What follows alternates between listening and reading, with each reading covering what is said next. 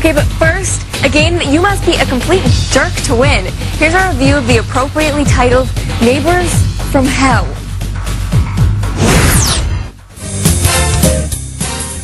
Neighbours from Hell is a mean-spirited puzzle game that is bizarrely presented in the format of a situation comedy.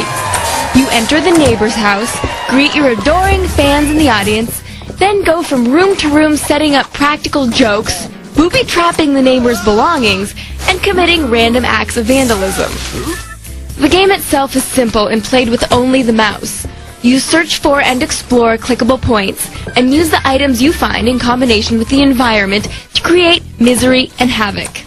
Here, I'm taking an egg from the fridge and stick it in the microwave to create a terrible mess. Not that I'm giving you any ideas for practical jokes, though I have to admit I may have gotten a couple.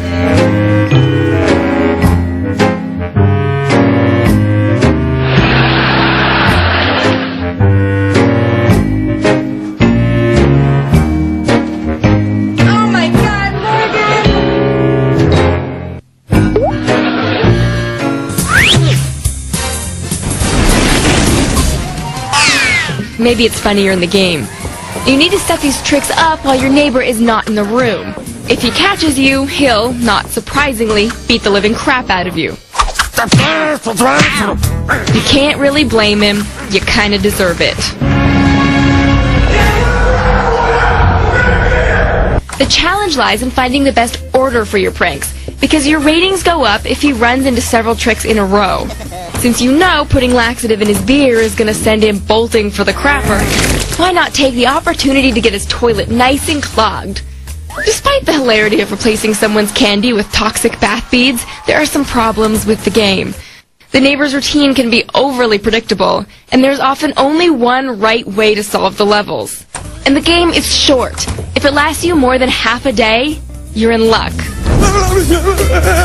Since you're under pressure to constantly lay the next trick and get out of the room, you'll rarely have a chance to see the satisfying results of your labors. Isn't this the whole point of the game? You can set the camera to scroll to the action each time your neighbor falls into a trap, but when you're timing your actions to the second, there's often no time to revel in his misery. Neighbours from Hell definitely has some challenging puzzle-solving action. But its galling brevity, combined with the inability to actually watch the results of your tricks, make it a one-shot deal at best, with little replay value. Except perhaps in real life. We give Neighbours from Hell a tricksy 2 out of 5.